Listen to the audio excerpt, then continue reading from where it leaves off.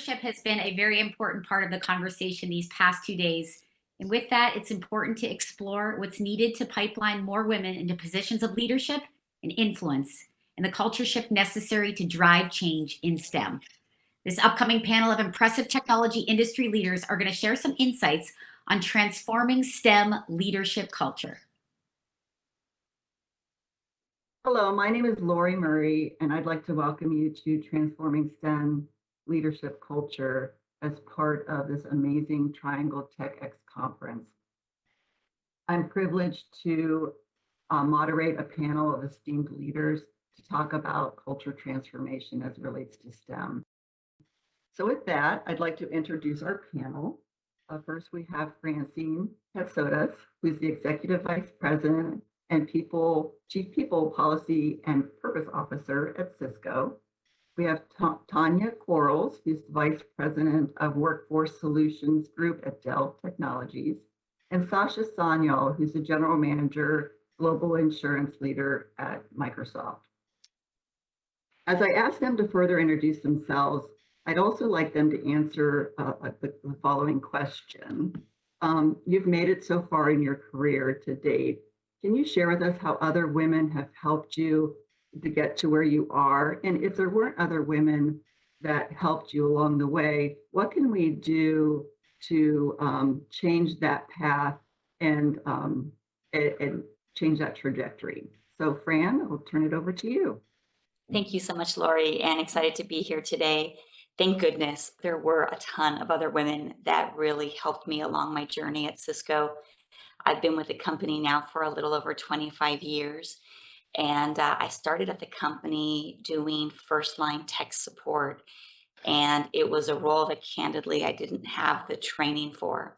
And I was so fortunate that my leader at the time took a chance and really helped to educate me. And I share that because I do think there's so many different ways to break into tech, and sometimes it's with an entry-level role where you can learn as a part of a great team. And so I would just say that I think it's so critical for all of us to have those role models or women to look at. And so in my career, I'll just highlight two quick examples. There was a leader very early in my career who demonstrated through her constantly asking me if I had anything to add in discussions that my voice was important. And candidly, she would throw me off initially when she'd say, Fran, do you have anything to add, or what do you think about this? But in the end, she trained me that one, I needed to be ready to share my perspective, but two, that my voice had value. And as a leader now, I try to do the same thing and make room for those that perhaps don't feel like they have a seat at the table at the moment. And then my most recent example is, I know a big part of the fact that I stepped into the Chief People role at Cisco is because my sponsor advocated for me. And I had never been a Chief People Officer before. And she was the one who said, let's give Fran a shot. And so I think that's so critical. It's probably one of the best parts of the career journey that I've had at Cisco. Perfect. Thank you, Fran. I'll turn it over to Tonya. Well, great story, Fran. Tonya Quarles, been with Dell for 20 years, so 20 plus years in IT.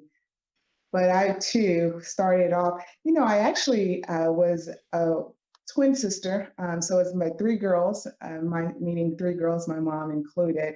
And so we needed someone around the house to fix the IT items, whether it's your TV didn't work or something wasn't connecting. So I prided myself on, really going and being the fixer. And so that was kind of my introduction that I really love to solve IT / problems. And in that time it was IT, we know IT at a different scale and scope now, but that was my first interest. But after college, Dell came to the university in which I was attending, and inevitably I thought I wanted to go into marketing. I really loved the marketing area.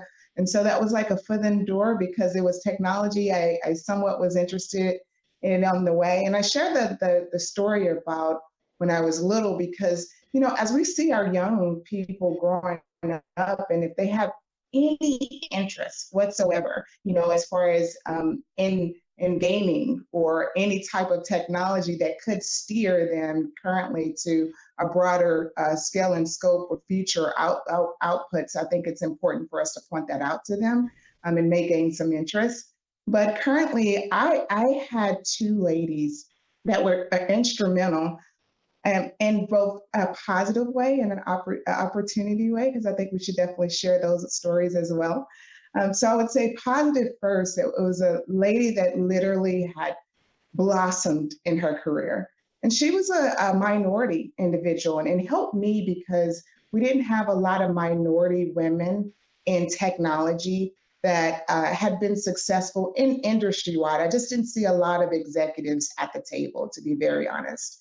And to see her blossom, to see her poised, to see her very strong and understood the technology in which she was speaking to, kind of gave me that, I want to be that, or I know that I just kind of really, and that was really early when I was younger in my career. So we can't minimize the inspiration that we all have within our own groups or segments that we may be a part of, and it helps like definitely stimulate interest there. So she was very instrumental. She mentored me and literally gave back and gave me opportunities within the organization and kind of brought me up through Dell. So I applaud her for that. On the other side of that, I had a lady that, I felt that I was a threat to her, from a business perspective. As women, sometimes we think that it's only 5 seats at the table, from an IT perspective. And I have to push the other woman down because I want that last seat. And it's like, no, if it's 20 seats, why 20 seats can all be ours, right? Inevitably, I just really, she was one that kind of like really challenged me. But I would say I took on that challenge and it made me a better person. Seriously, I applaud her. And I still say that helped me in my career because she still made me learn a lot of lessons of how I can help and empower women. And more importantly, bring them along versus, feeling like that we have to compete with one another. So those are my experiences. And that's why I'm definitely focused on helping others. Thank you, Tonya. Sasha? Thank you. It's great to hear these stories, actually. And it's funny, I think we needed a Tonya in my house because I was absolutely the opposite. I think from the time I was little, my dad was an engineer. He had a factory that he ran and he would just let me tag along. And that's when my love for technology started. But here's what I did. I would take everything apart in the house. We had a terrace at our house.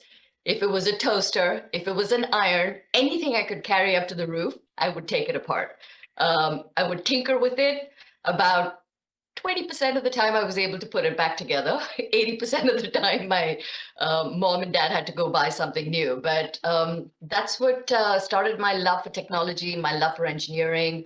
My career was technology in the beginning, and then I'm back in technology now. So again, like you, Lori, I've been in and out of technology, but I've never had a fear of it. And I think that is the biggest thing that we need to instill. So finally, last night, as I was thinking about this panel, I spoke to my older daughter who wants to have a career in STEM. And I asked her why. And she's like, I don't know, it's just interesting, as most 18-year-olds say to you. I don't know, it's interesting. So I said, no, but why? I mean, why do you think you don't have a fear of math, for example? And she said, because from the time we were little, you would ask us these questions about math. We'd sit at the dining table and talk about, hey, if this is this and that is that, what does it mean? And she's like, it's just been such a natural part of my existence all my life. I don't love math, let me be clear, but I'm not afraid of it. And I think that's the point, which is how do you normalize science and math and STEM for younger children, get them comfortable with technology, make it a part of their daily fabric. I think that's really what we're trying to solve for today. As far as women, and I'm going to give one example, and there have been many, many women in my life who've helped me, but I know very specifically when we got the first woman on our board at my last organization, and I remember my CEO telling me this, and I was at a senior enough level, but I was one of few. There was a discussion about me, and somebody said, she's wonderful, but she has sharp elbows. And how many times have we all been told that, by the way, in our lives, right? And Laura, she said, I have heard you discuss 7 men who are all equally aggressive, equally motivated. She's the first person I've heard you refer to as having sharp elbows. Imagine that. So it took a woman to see another woman and make this statement very specifically. And that really, and I always say this was a turning point in my career. And I did start to blossom very, very specifically at a leadership level at that point. So I'm just going to use that as an example. I think there are many women in my career who have helped me, but this one has, for some reason, always stood out in my mind. So, Lori, back to you. I think that's a great story. And I know, Tonya, when you're talking about the opportunity person or people we've had in our careers, one of the first female leaders that I had actually, came to me and said, we got to make sure you're not the tall blonde in the room. And I actually, the first time I've ever heard that, I never knew. I was thrown because I was always the female at the male table, and especially in retail banking. And I saw that as I didn't like it. But then I actually stepped back and said, look, that's how people might see me. And I just need to be conscious of that, if that's how people see me, that's how it is. So I actually later on appreciated that comment. At the time, I can tell you I didn't at all, but I did appreciate it later. So it is sometimes with adversity that you learn your path and who you're going to be and how you're going to handle yourself. So thank you for that, everybody. Okay, I'm going to move on to another question, if that's okay. Maybe to Tonya, what is Dell doing today to address unconscious bias, which may make women hesitant to join STEM fields? This topic seriously makes me excited because as I said, I've had 2 decades from a Dell perspective, and this by far is something that Michael's passionate about, but I'm equally, and I would say a lot of the Dell employees are equally passionate about. So we have this program or a training right now. It's called Be the Change. And in HR, we had like a 95% goal for members to participate in. And it's like an annual training. But the exciting part about it is last year, 99% of our team members participated in the training. And the training is like broken into 2 modules. One is the unconscious bias and the other is microaggressions that we have. Here's the thing. I thought I was like, oh, perfect. I walked out of both of those trainings and I'm like, wow, I have some things that I unconsciously didn't know that I have biases towards. And then same thing with the microaggressions, right? We all have some of those that it's important for us to understand and know what they are. But that's one of the trainings that we're doing, but we also click a little bit deeper and after the training, and we make it real within the whole culture of Dell, from the managers after to having discussions with their team members, ensuring that it stays live in our day-to-day operations. The conversations are impactful, they're empowering for all of our team members and our leaders. And as we continue to have future leaders in the organization, it just becomes a part of the culture. I would just say I love how Tonya talks about being in this learning mode. And it's okay that you attend a training, a very thoughtful training, and you come out realizing that we're just going to be on this learning trajectory around all things related to inclusion and diversity. And I just love that you call that out, because I think sometimes the expectation is as leaders that you know it. And that's a dangerous place, I think, to be. Yeah. And the only thing, actually, again, I love the fact that she said Michael Dell has put out there that we're going to be like this. I think the best thing that a leader can do is put a bold goal out into the public domain, because the organization aligns behind you to make it happen.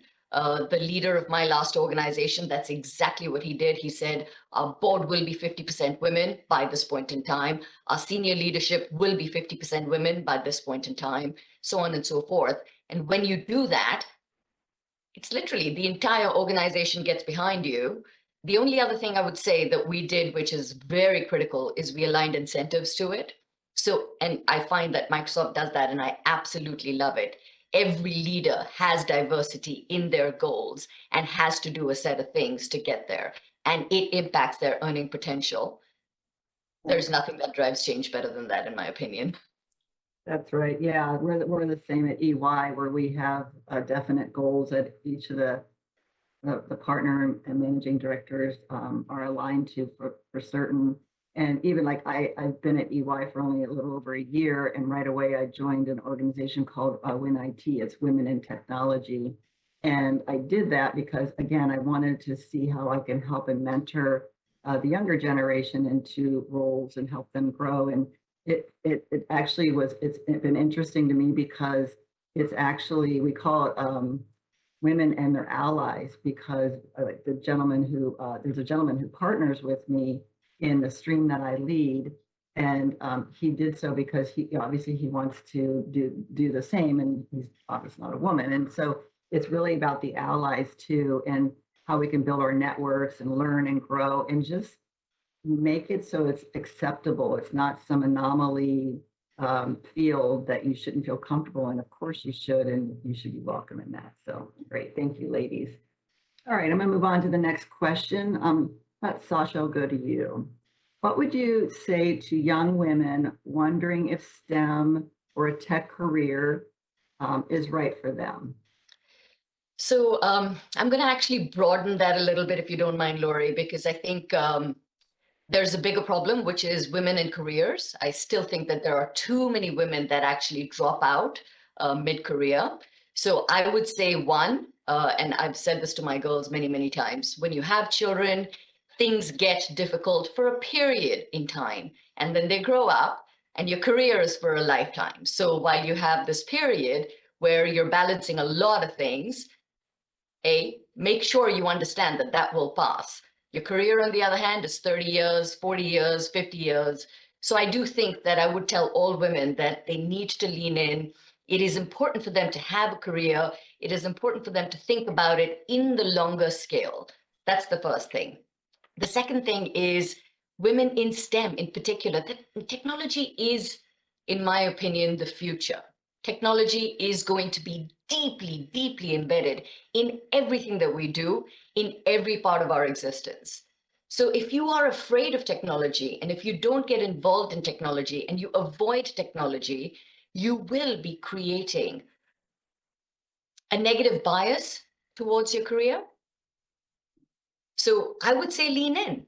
Don't be fearful of it. Learn about it. And I think that's some of the stuff that Microsoft does. We educate people very young on technology. We start getting kids in middle school involved in technology. Again, the reason that we do this is to get people familiar with it and to get to eliminate that fear that comes around technology. So I think those are the two things that I would say. One, make sure that you focus on your career. Know that it's for the long term. Two, understand, get familiar, and there's various roles in technology, by the way. You don't have to be an engineer or a software developer. You can be a people officer. You can be a D&I leader. Just don't absolve yourself of technology is the point I would make. Yeah, to add to that, Sasha, I totally agree. You know, women or people in general think that IT, you have to be a programmer, you have to be, you know, an engineer. I personally am currently in sales, right? Sales specifically now, sell technology. But I was in Round Rock, Texas yesterday at our executive briefing center with some customers, and we had a drawer. Like he literally was an artist, and I asked him, I said, "Hey, did you know you were going to come or be a part of technology?" He said, "Absolutely no. I had no clue." Inevitably, I just knew I loved to draw. And years ago, someone asked me if I could help draw, you know, via a technology rim. And 15 years later, the rest is history.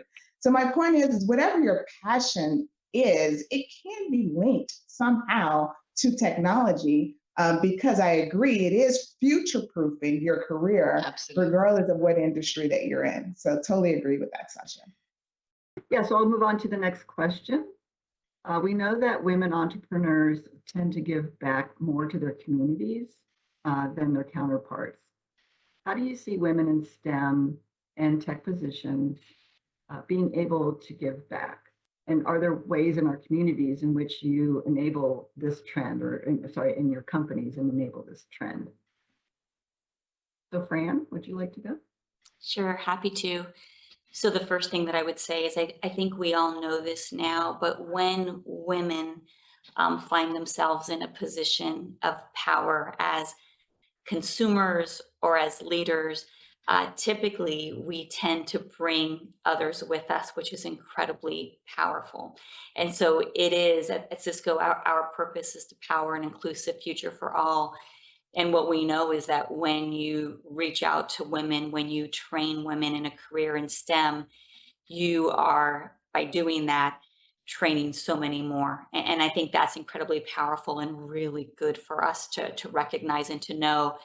As it relates to giving back, I think a little bit about how I grew up, and Sasha, I didn't have technology around me as much, and I didn't take things apart. I think that's so cool, by the way.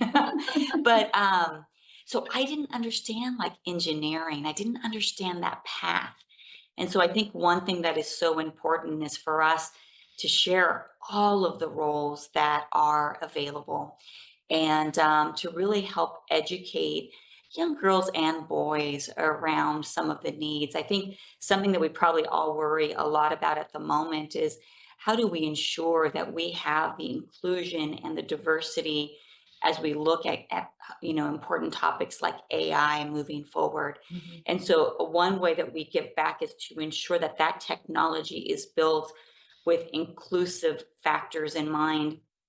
The last thing I would say, yesterday I had a meeting with a up and coming engineer within the organization, and she is a woman of color. She is someone who is doing amazing things on the data science side of the house.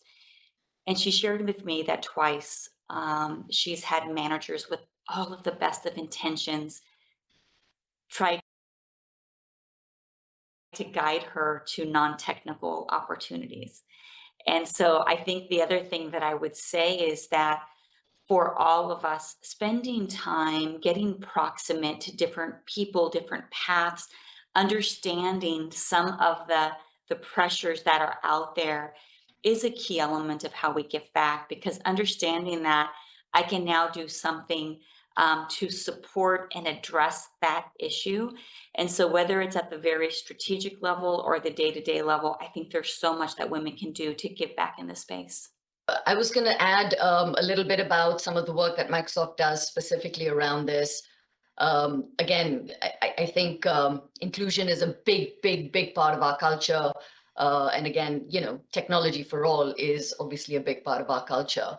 So one of the things that we do very specifically is make sure we provide access to technology to all entrepreneurs and to all. It's a big part of our CSR agenda. So we'll give, for example, cloud access, we'll give cloud credits, we'll educate them on how to use Microsoft technologies, things of that nature. And I think that enables them to go out and fulfill their purpose. So it enables the entrepreneurs and it enables the not-for-profits, for example, to go out and fulfill their purpose while we enable them with technology. And I actually love that, because I think that's such a symbiotic way in which we're not trying to solve their problems, but we're helping them do what it is that they do best. Yeah, perfect. Yeah, I know at EY I mentioned the Win IT, but we also have a women entrepreneurial conferences and events. We actually have a contest, and it's just very interesting. It's back to what you just said, Sasha, just trying to promote female entrepreneurs and giving them the access, giving them the avenues in which to broaden what they want to do in their voice. And I found it, I actually was doing some research the other day, and there was an interesting quote around this women entrepreneur event. It said, through their businesses, our women entrepreneurs are trying to be #be the answer to some of the world's biggest social and environmental problems, and EY is involved to help. And I just thought that was very profound. All right, we're going to move on to the next question. So So how about Sasha? We'll go to you. Or how about Tonya? We'll go to Tonya and then we'll maybe move on to Sasha. How are you addressing the global tech labor shortage? You know, this is a great question because the short answer is we have to develop our youth. You know, quite currently, I mean, if you look at our trends based on our graduation rates right now, we won't have enough talent to fill all the open technology roles and jobs in the next 5 years. I mean, I look at those stats and it's scary. And so the fact that if we don't broaden our talent pool, if we don't have the workforce we need to continue to operate, much less, you know, a diverse workforce group, we won't be able to innovate. So Dell, we saw that very early, I would say a few years ago. And so we started in 2013, we invested around $90 million in advancing STEM initiatives globally. And two, I want to highlight today. One is Girls Who Game. And so this program is specifically for around 4th to 8th grade. So at first we used to really focus just on the high school, college graduates, but we are even now going, you know, to our 4th to 8th grade. And we picked that population because that's when we found where they started to get some interest and keep some interest before they lose it a little bit prior to or after the 8th or 9th grade. But specifically, Girls Who Game is a program where girls who have it's extracurricular activity program, and we partner with Microsoft and Intel, and it's a program that's created where it provides opportunity for underserved ladies and underrepresented students across North America, Australia, Caribbean, and I think Canada. So they learn about all STEM through gaming. They have player skills where they work on the critical thinking skills, communication skills, collaboration, creativity, problem solving, innovation.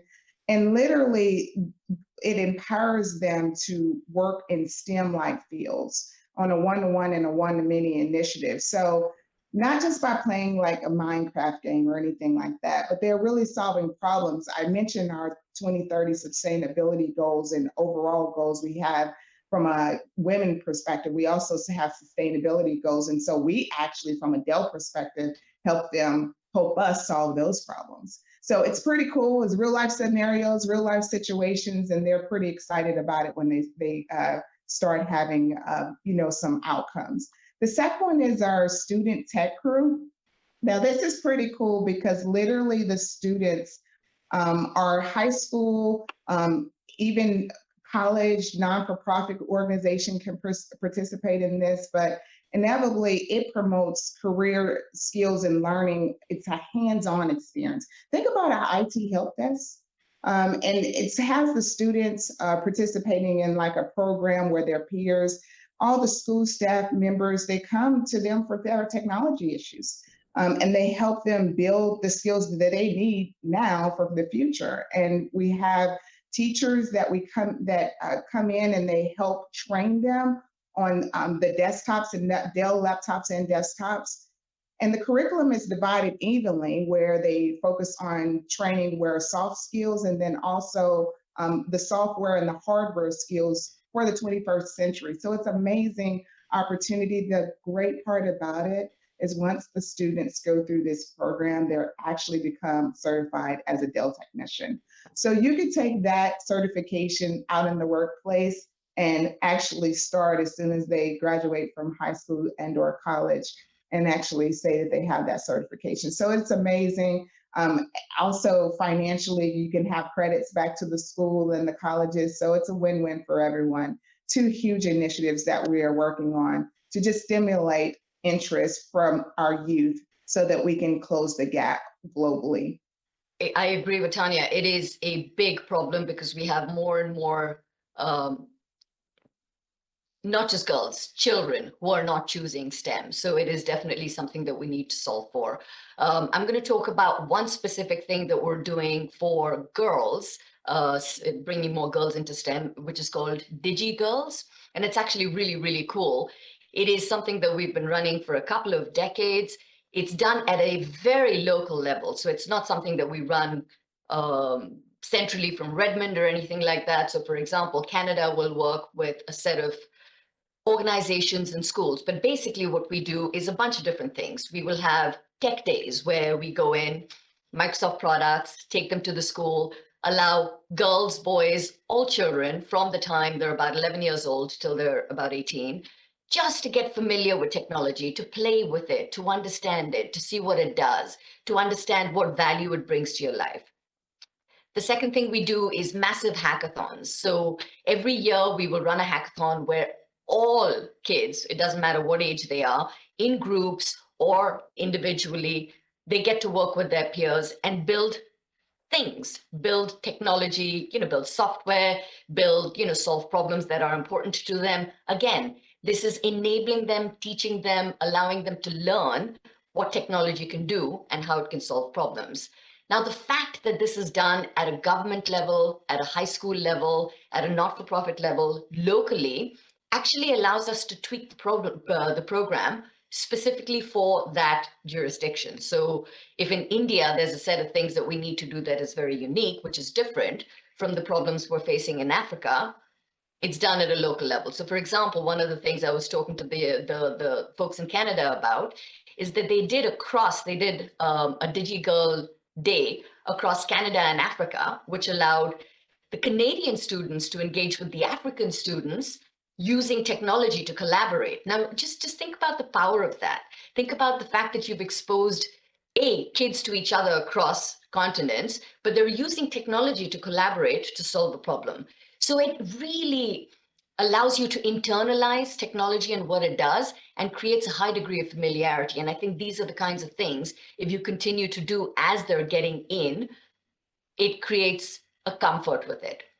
But I think more than that, and I know we're going to talk more about this, the culture of once they get into the workforce, how do we make sure that a culture of an organization is inclusive for women in technology? I think that's another part that we really need to think about. And Microsoft does a bunch of stuff about that, but we'll talk more about that soon.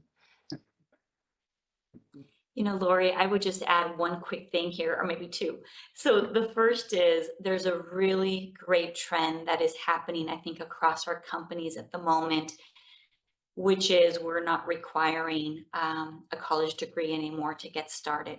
And so the beautiful thing is that all of these amazing opportunities to learn and to get trained are things that can happen now on the job. And we're finding that we're having employees join us and then getting their college degree as they work with us. And that opens the pool significantly. Like Sasha and Tonya at Cisco, we also have some great programs around how do we get to those that have been left out of the digital economy. We have a program called the Networking Academy. And I can't believe this, but it turned 25 this year. And in 25 years, we have trained 17 million students. And like both Tonya and Sasha have shared, this particular program has different levels of certification. I think certification is so important for people to be able to demonstrate what they can do and get their foot in the door. But what we're finding that I just want to put out there is that we find that when someone takes their first course, it then encourages them to take the next course. And we're seeing such a beautiful correlation between these courses and then landing a great job in tech. And so if anyone's interested, it's free. Check out Skills for All. There's a great path that we have right now on security and cybersecurity that can be a foot in the door as well. And I'm going to move on to the next question. It's an interesting question personally for me. From your experiences and perspectives, what are the effective strategies on reaching Gen Z women and inspiring them to embrace and study STEM? The reason why personally this is interesting to me because I have a couple of Gen Zers. And so it's just interesting. This topic in general is interesting to me. So anyone would like to step in and start the conversation? I'm happy to, Lori. And it's funny, if I look at it through the lens of my Gen Zer, The first thing that I would say is that she wants to have impact. She wants to have much bigger impact on the world. I do believe that she sees technology as a way to do that.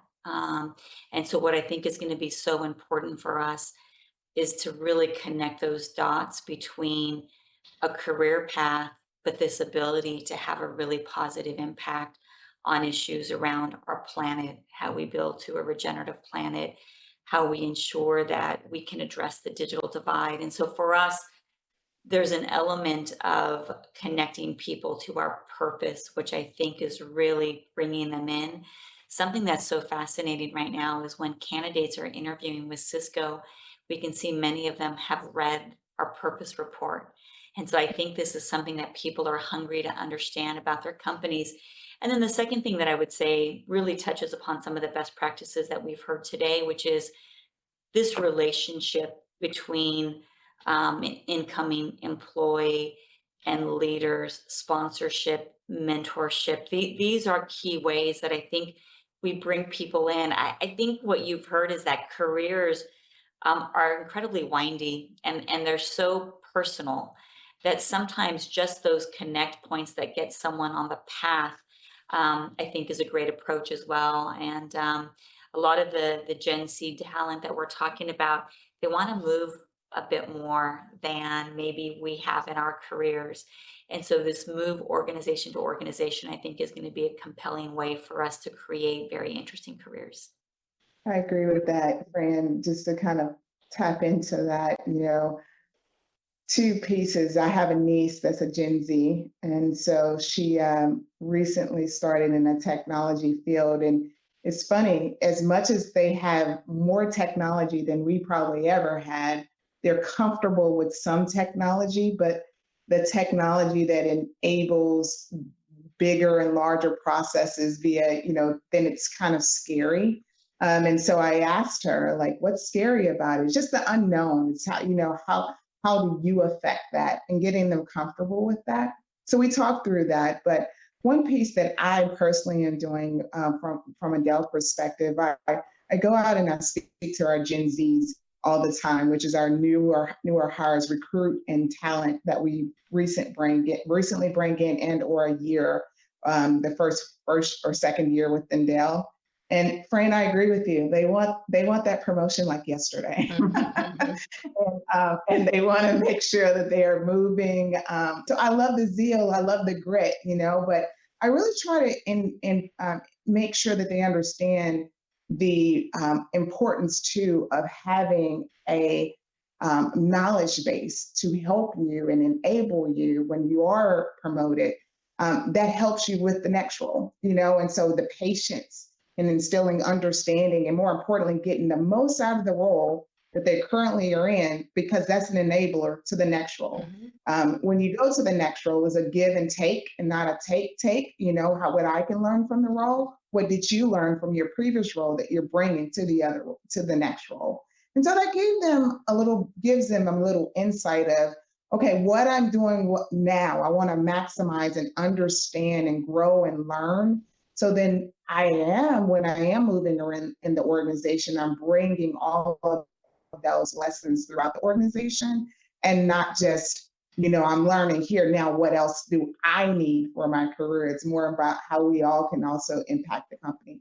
So I would say a lot of wisdom and kind of really communicating the how and the why with that team will keep them motivated, because you're right. They definitely are going to be a group or a generation that wants to navigate through the organization. I feel like that's great. You want different talents and different people to navigate across the businesses, but we also want to make sure that they learn early and be able to take those key points to other businesses to help them grow and thrive.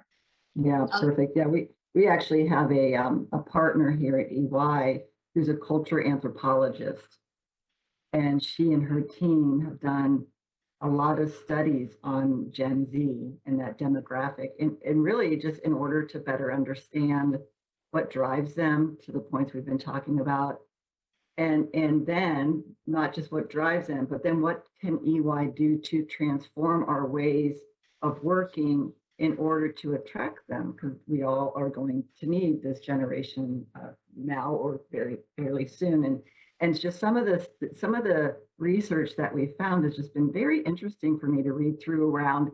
It feels like to me that this generation really is going to get the work-life balance right.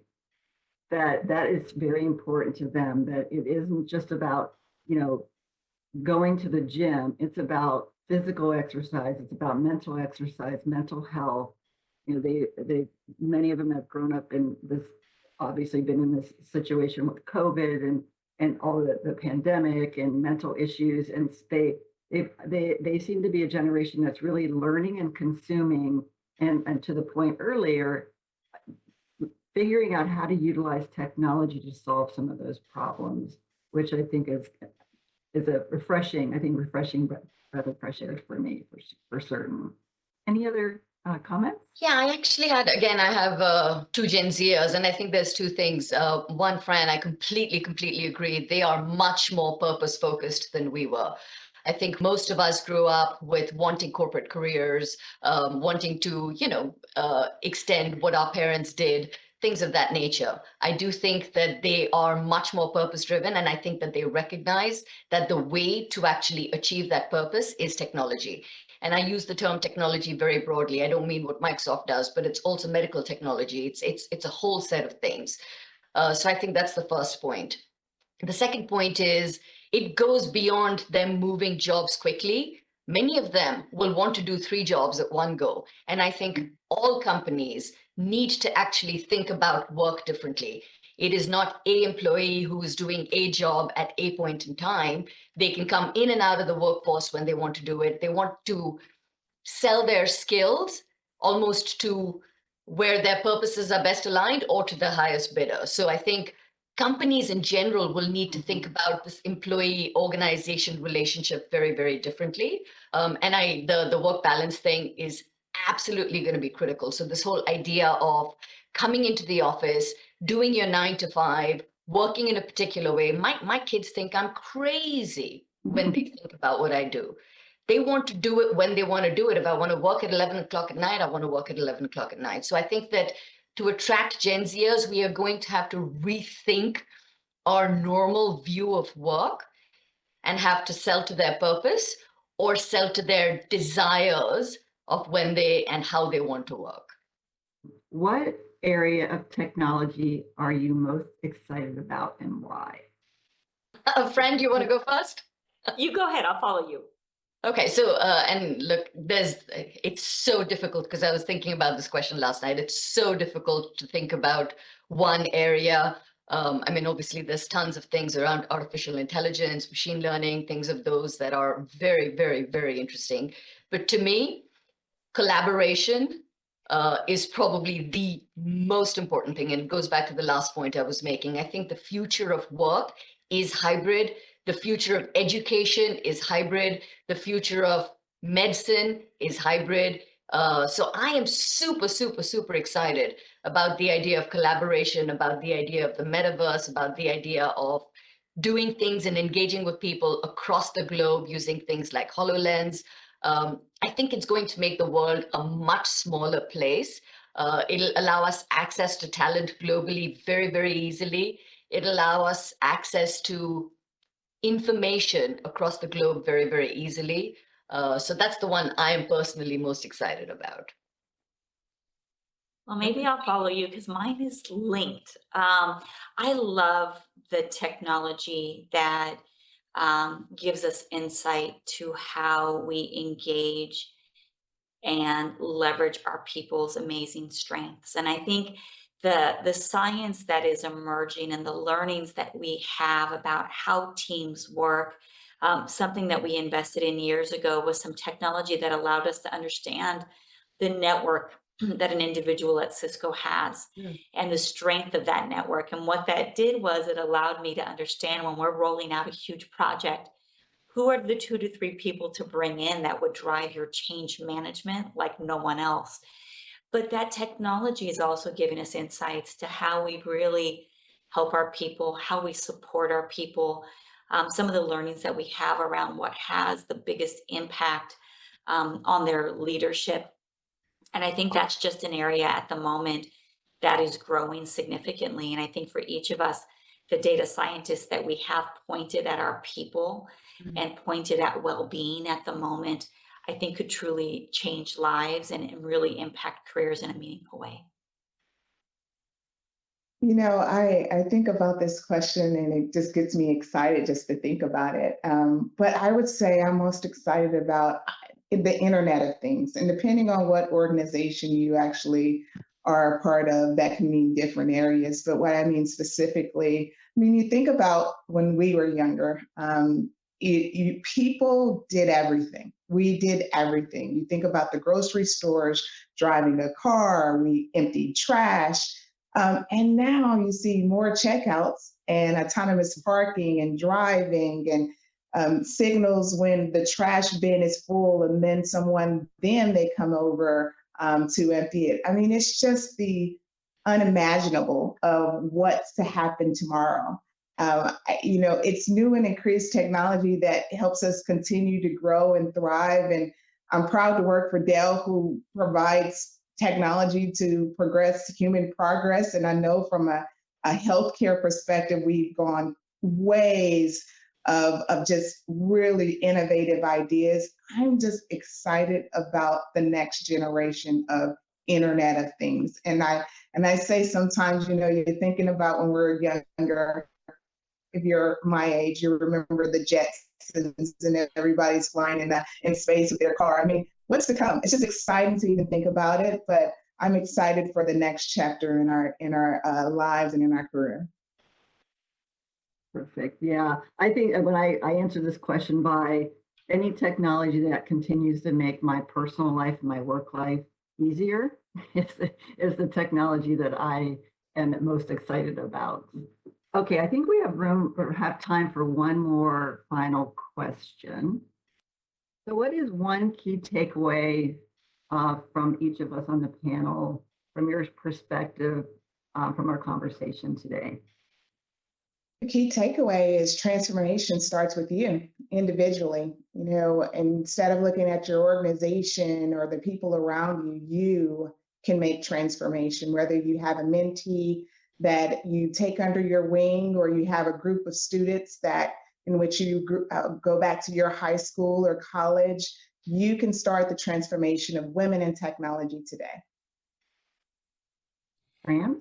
Yeah, I would add, so if you're listening to this and you're a leader, I would say look at your team, look at whether or not your team reflects the diversity of the community. And if not, work hard to create those roles that bring in that type of inclusive environment. And then if you're listening to this and thinking about taking a step into tech, just know that there's so many ways to do it. I think for all of us, we feel uncomfortable at moments of our career. I think that's a good thing. And find a good leader that's going to take a bet on you and just step into that first role. And you can find yourself in a career like Tonya's or Sasha's or you, Lori. Sasha? Yeah. And Fran, I love that because that's what I did. I jumped into tech after doing professional services for 20 years and it was very uncomfortable, but I love it. The one thing I would say is pay it forward. I always tell the women that I mentor, pay it forward. Don't let it stop with you. Find 10 women that you can do stuff for. Find 10 people you can help. So that's it. Pay it forward. Do it deliberately. Don't just assume someone will come to you. Be deliberate about it. Perfect. Thank you. Well, with that, I really do want to just thank all of you for your time today and having these great conversations from your experiences, hopefully helping our future leaders learn a little bit more about what we do, how we got here, things of that nature. So just thank you very much for participating and have a great rest of your day. Thank you. Thank you. Thank you, Lori.